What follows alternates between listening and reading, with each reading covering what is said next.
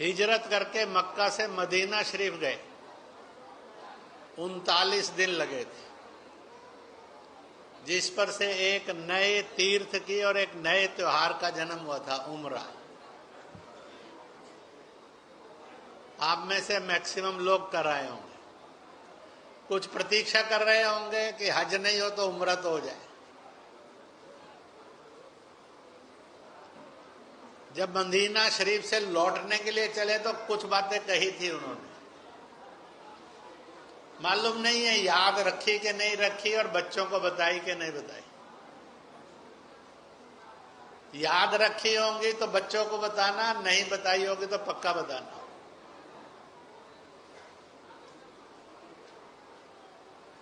और इसलिए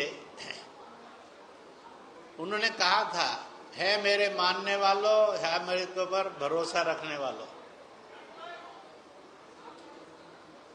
ध्यान रखना जी जिंदगी के अंदर मोहब्बत से, अमन से, सुकून से, संवाद से, वार्ता से रास्ता निकलता है, समस्या का समाधान होता है। जंग से, गुस्से और नफरत से, लड़ाई से केवल कत्ल होता है और खून बहता है। इसलिए कभी कत्ल का और खून बहाने का रास्ता मत चुनो।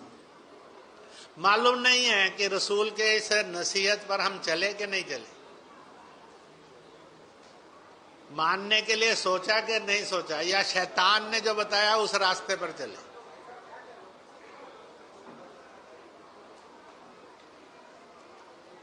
इसी में उन्होंने कहा था,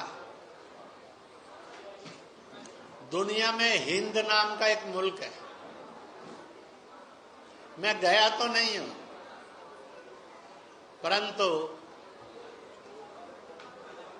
जब जब भी मैं तन्हा और तन्हाई में होता हूं तो मुझे सुकून की ठंडी हवाएं हिंद की सरजमी से आती है। जब ये एक सच्चाई है तो फिर संभल में दंगा क्यों, फिर दिल्ली में दंगा क्यों, फिर कर्नाटक में दंगा क्यों?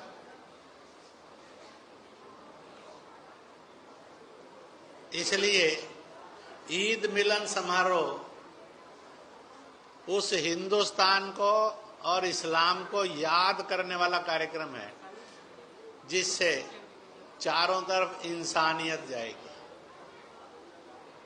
जब